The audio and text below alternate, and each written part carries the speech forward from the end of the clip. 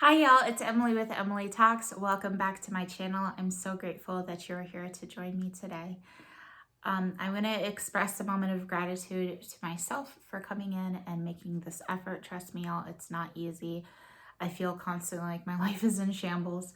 And I want to express gratitude to you to choose to come and commune with me and to, I hope, be thinking about making changes in your life and living an intentional life.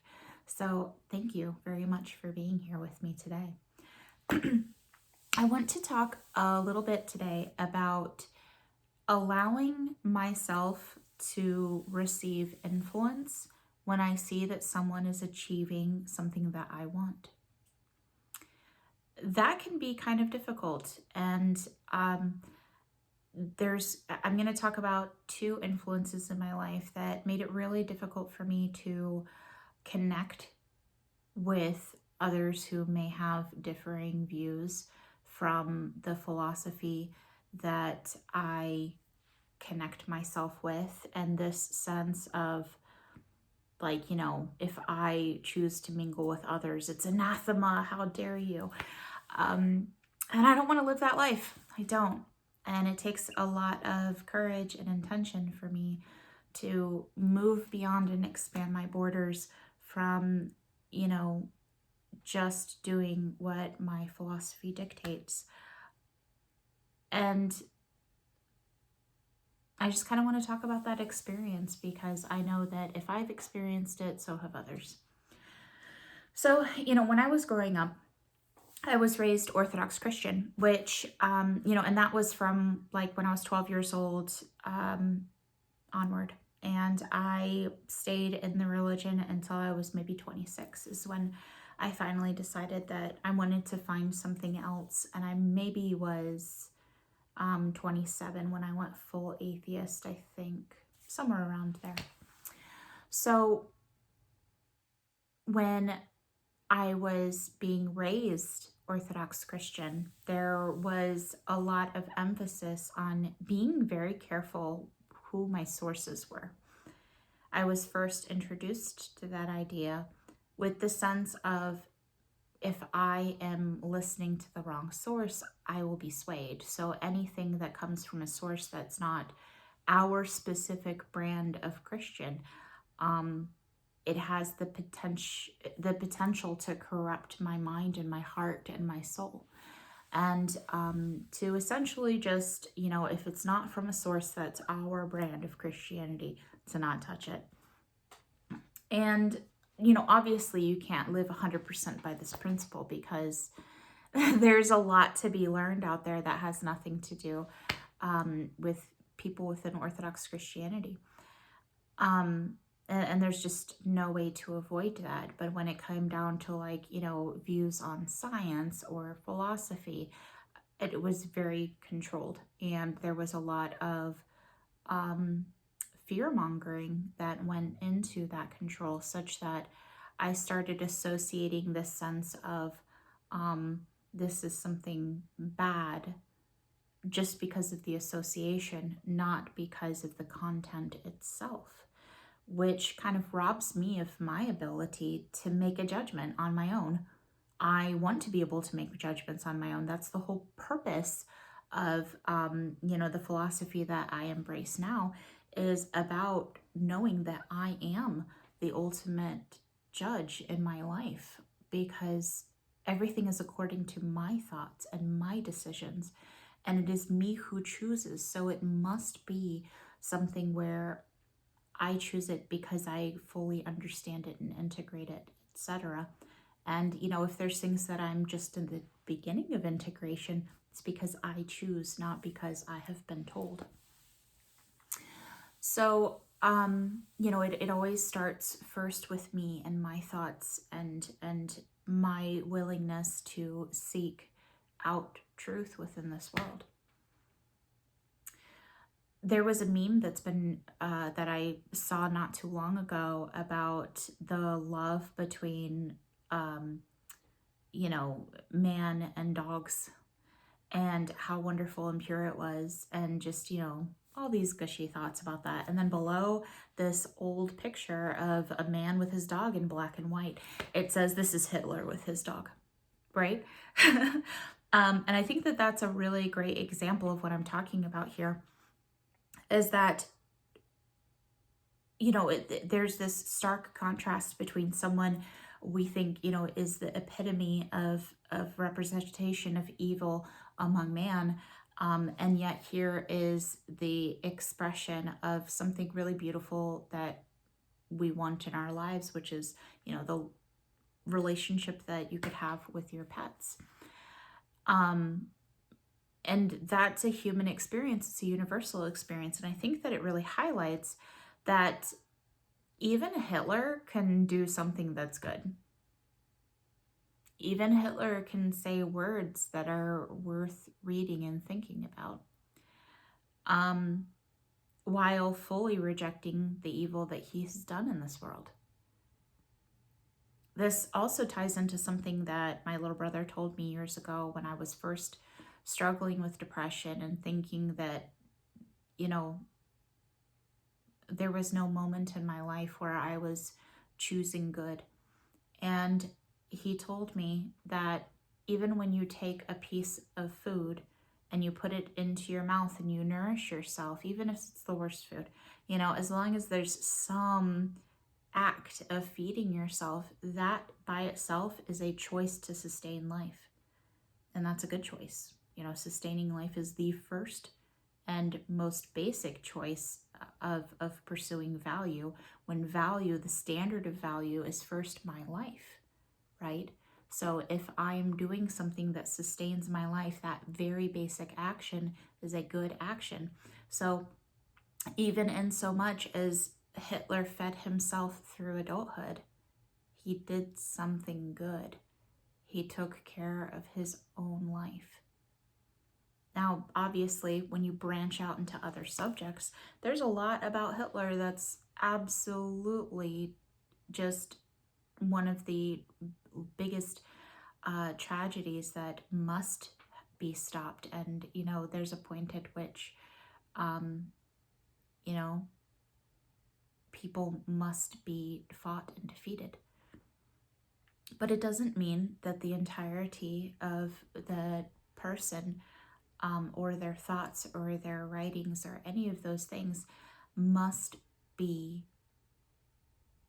you know, done away with or rejected, because obviously there's going to be some that are going to overlap with what is good and true, simply because that person continues to exist. If they were 100% about destruction, they would destroy themselves and they would die. And then there would be nothing to have from that person because they would be dead, right? So there's something really powerful there to be said when, you know, when I apply this same principle to trying to look around into this world for things that are good. The thing that really led me to my current philosophy, which is objectivism, is that, you know, and what I call this spiritual experience is when I recognize that something is good, that experience of life and seeing life, that really ostensible experience where it's just you look at it and you see it, you say yes. That's the experience that I have that I would call spiritual.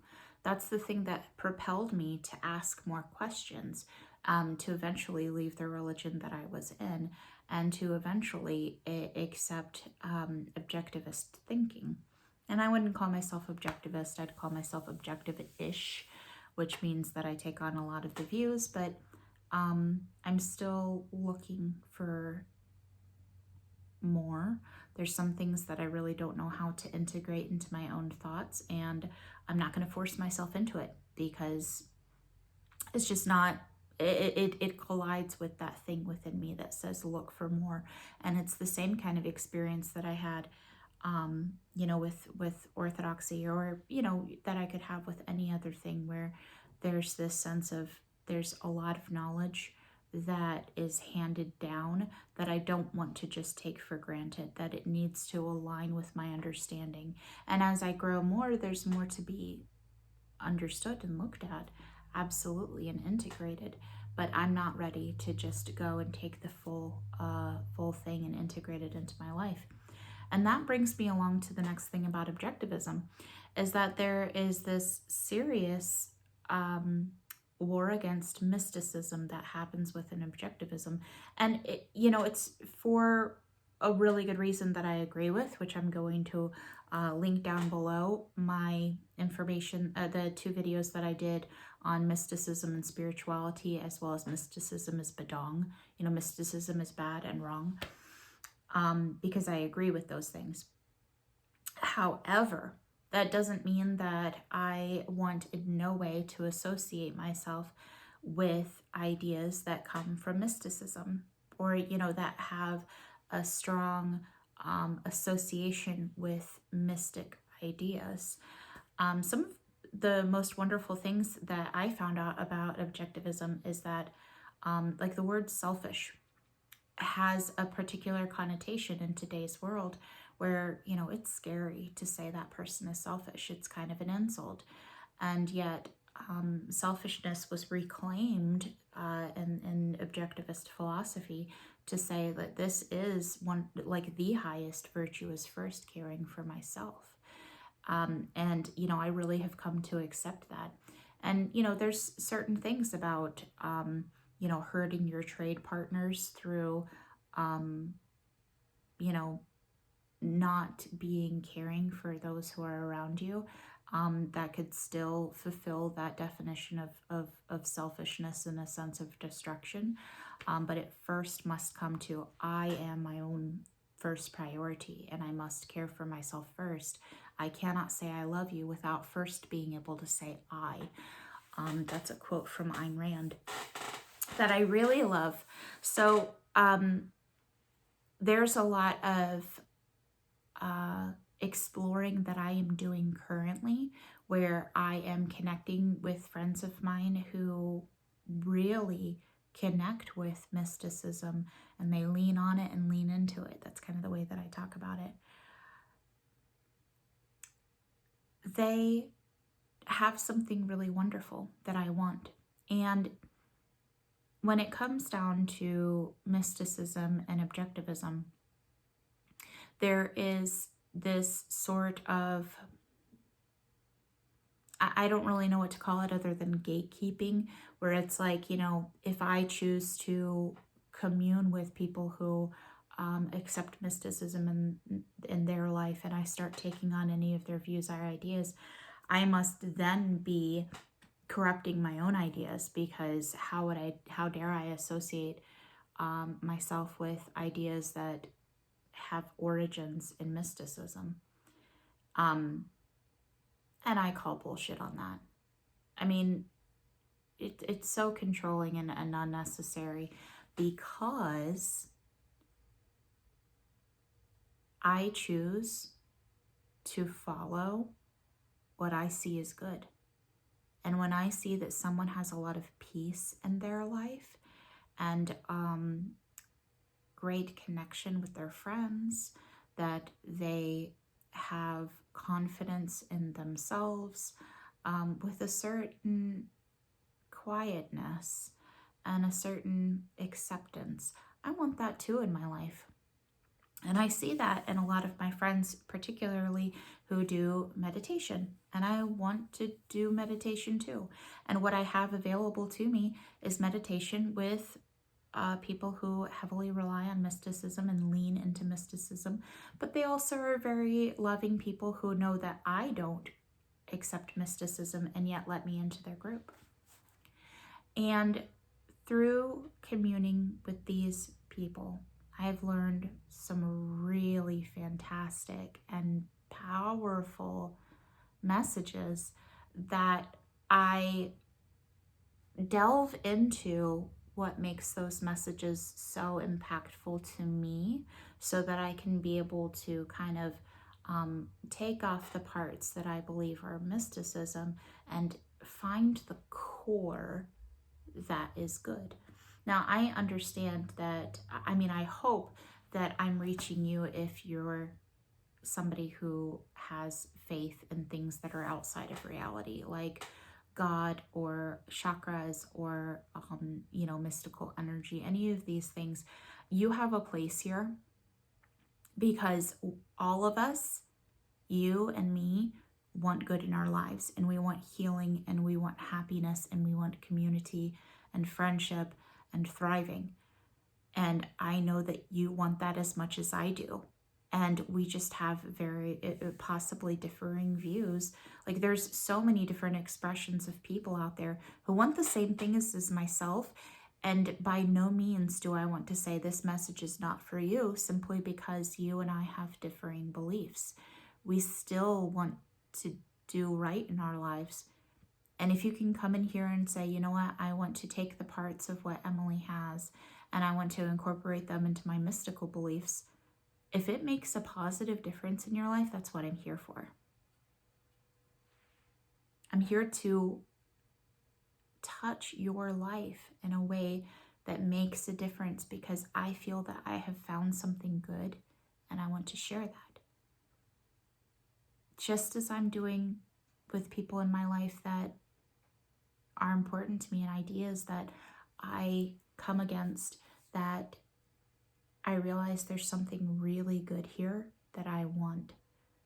And it's up to me, up to my ability to search and to ask questions and to think deeply and care deeply and integrate, for me to find out what is the essence of this thing that is good. So I'm going to talk about two of the concepts that I have in my videos that absolutely come from mysticism, and how I have connected to those from my own understanding. The first of these is in every single one of my videos, y'all. It is Namaste, my friends.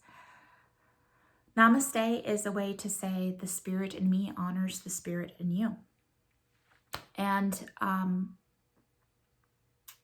it absolutely is outside of reality. That spirit sense is in a sense of like an aura or a mystical state of being, that mystical state of being responds to and honors that mystical state of being in yourself. And obviously I don't accept that. However, just like I was talking about before, you and I are having this human experience with this fantastic potential to do good. And in so much as you have eaten one bite in your life, you have done something good. And there's only more of that to be had. In every moment, we have this opportunity to do good. And that in me ignites this light, this energy, like a sense of, oh, I feel like I could get something done. That sense of energy. And that's awesome. I want more of that. When my brain lights up in that way, I feel optimistic about this world. I feel optimistic about myself. And I am more in tune and aware of more opportunities of good, to do good, to spread good, to share my values with others, to explore my values within myself. And absolutely do I want to develop that. So when I think of the spirit in me honors the spirit in you, I think about that human capacity for doing good. And how powerful that is, that it exists in every single one of us. Even Hitler, horrible as he was in many, many ways, he had this capacity to do good, which he didn't, embrace that. And that is a huge tragedy.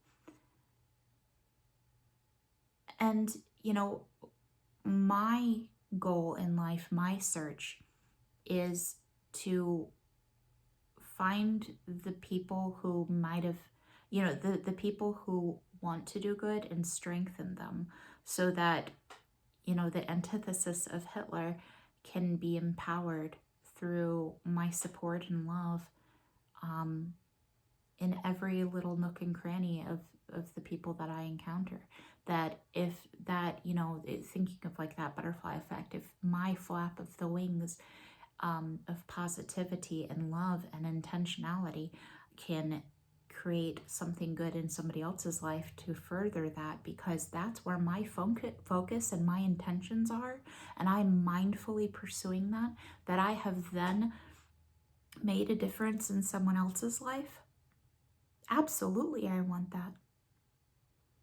And this concept of namaste beautifully encapsulates that concept of what I want about recognizing the good, recognizing what is good and honoring that and hoping for more of it and saying, you have that too. Namaste encompasses that so beautifully. I don't have another word for that. There's already a word that exists. Just like selfish was a word that exists but had this horrible connotation. And yet we can repurpose that in a way that is truly aligned with, our values and our ideas. And that's the way that I use namaste. So namaste, my friends, right? If I had doubled down in my rejection of mysticism to the point where I will not commune in ideas with those who embrace mysticism, I would not have this powerful word namaste to encapsulate all of these concepts and deliver them so beautifully between myself and you. The other thing that I'm going to talk about is the chakras. I have done a few chakra meditations. I don't know a ton, y'all.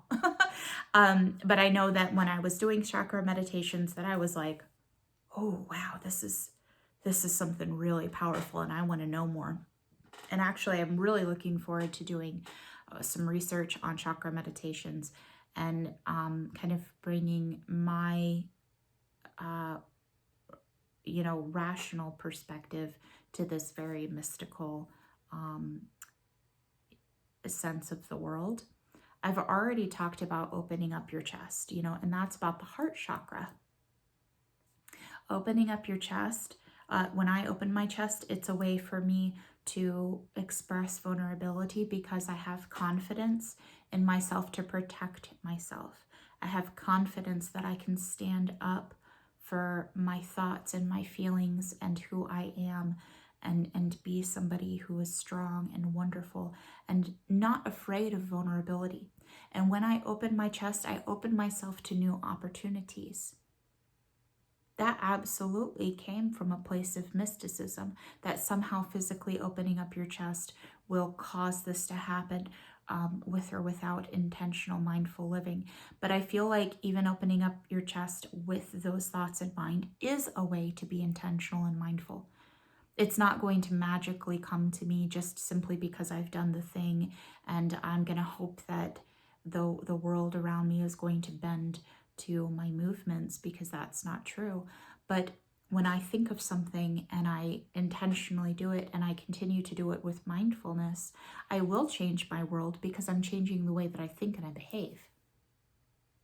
And if I'm thinking and behaving in a way that is consistent with reality and I am doing it very pointedly, I'm going to make progress towards achieving my goals and my values. So yeah, I'm going to think about opening up my chest when I'm having a really tough time, like particularly when I'm walking out in public and I just kind of want to shrink into myself and not be noticed. I pull my shoulders back and I pull them down and I open up my chest and I think of those principles in that action and I reinforce them in my mind. So there's this body-mind connection that's happening there that's incredibly intentional and mindful and reinforces wonderful things in my life. And this actually ties in so perfectly with trauma and PTSD. There's this concept of the body keeps the score, which that book, I'm going to link it down below. Really, really powerful book about the man who defined PTSD as we know it today and did that original research to give understanding to what PTSD, that first person who did the knowledge on what we know today versus shell shock syndrome, which is what it was known as before, as men who had shell shock or battle weariness. And the thing about the body keeping the score, so I have experienced a lot of physical trauma between sexual abuse and physical abuse. So there's a lot of things about me physically with my body that certain parts of my body will, when I am aware of sensations within those parts of my body, a part of my brain will respond and say, oh my goodness, danger. And I will shut down, I'll be upset, I'll, all of the different things that come with trying to protect myself in a moment of trauma, and the types of emotions and experiences that brings. And with the chakras are deeply tied into the different part of the body that they represent, and there's certain movements and awareness that come with those parts of the body. And like I said before, there's this sense of moving out my shoulders. It's not going to actually change the world around me. It just changes how I interact with the world and the opportunities that I seek. So it's not going to impact the world around me in any other way apart from how it impacts myself and then how I impact others. So it doesn't magically change the world around me, but it does absolutely intentionally change myself. So there's healing that I want to do within those neural networks in my brain, where when I think of a certain body part, that I can also connect it with healing that I need.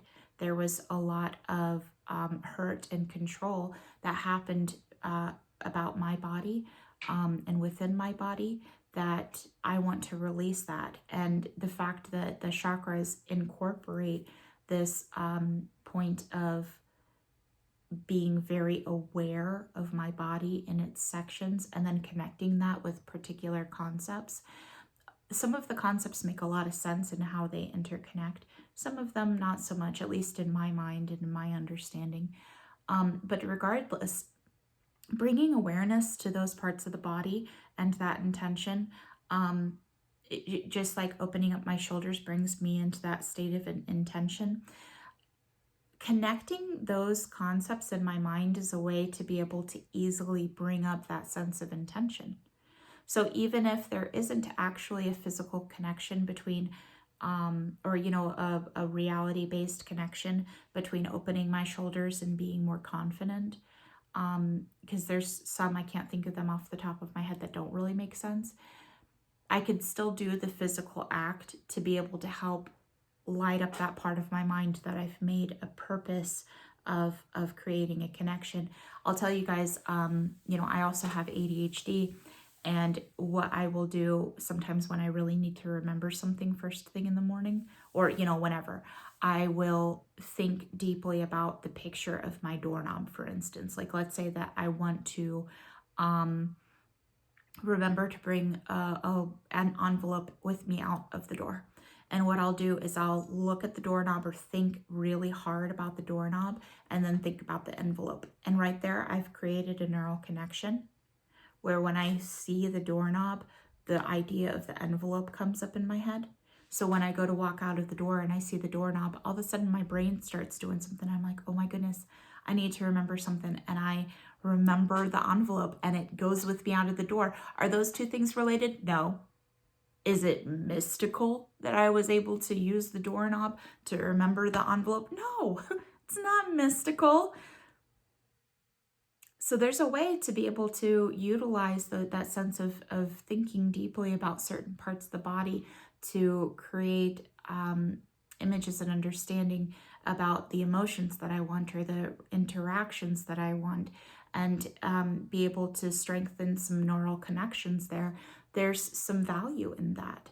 And there's value to understand and be had. Many of these mystical ideas first start with principles of reality. If there was nothing within there that was not a principle of reality, then it would never work and there would never be any moment of of efficacy in that, and there would be nothing to explore.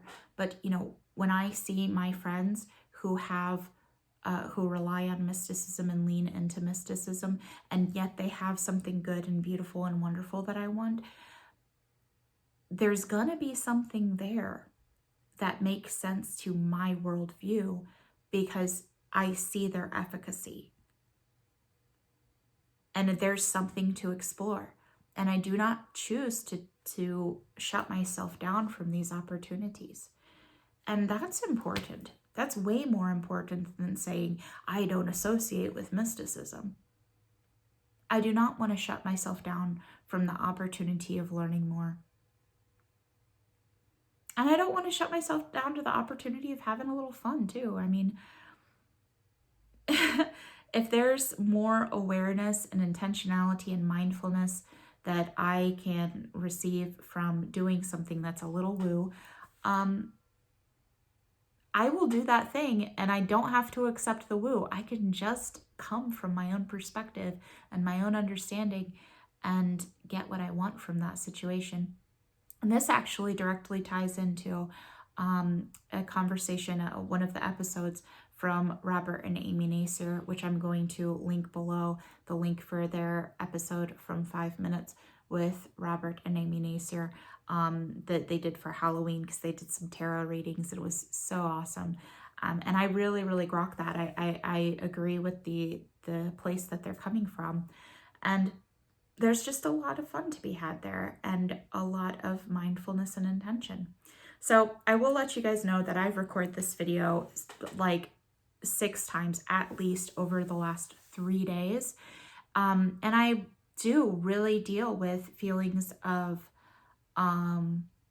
being a liar, being a fraud, not knowing enough, being incredibly overwhelmed.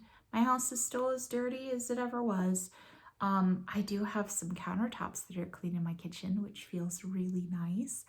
And I got rid of that horrible sofa that's usually down over here. And I got it all the way to the dumpster, and it is gone from my life.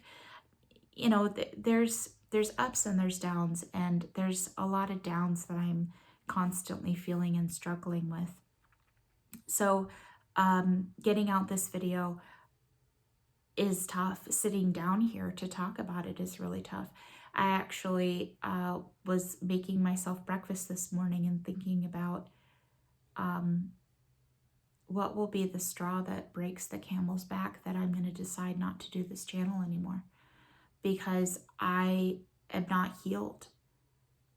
In fact, I deeply struggle. I was thinking about you know, some of the struggles that I'm going through, and I was like, oh my gosh, I'm depressed. I'm seriously depressed, and I'm usually depressed. It's kind of my baseline.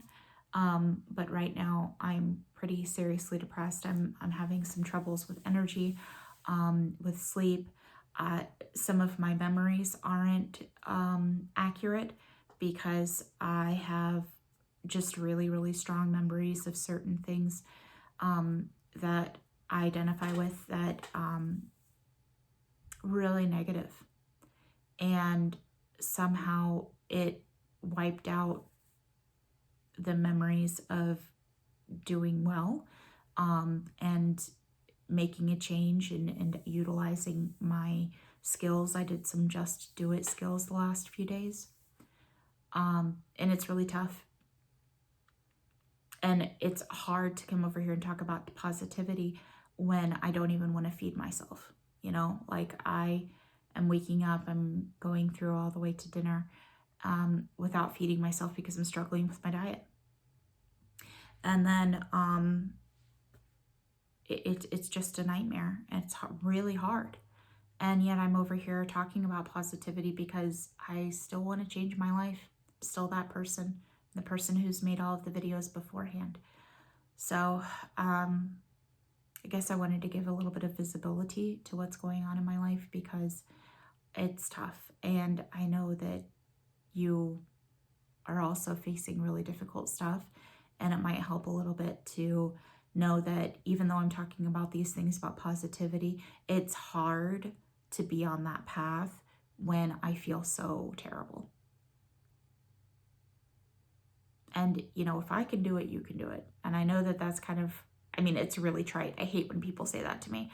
But that's why I'm here continuing to make these videos, is because I can do it and I want to encourage you as well. Every moment that I'm here, I am doing it. It's not just that I can, but I am. And I really hope that encourages me moving forward. I need those words too. With all of that said, the potential in me to do good honors that potential in you. The good in me honors the good in you. Namaste, my friends.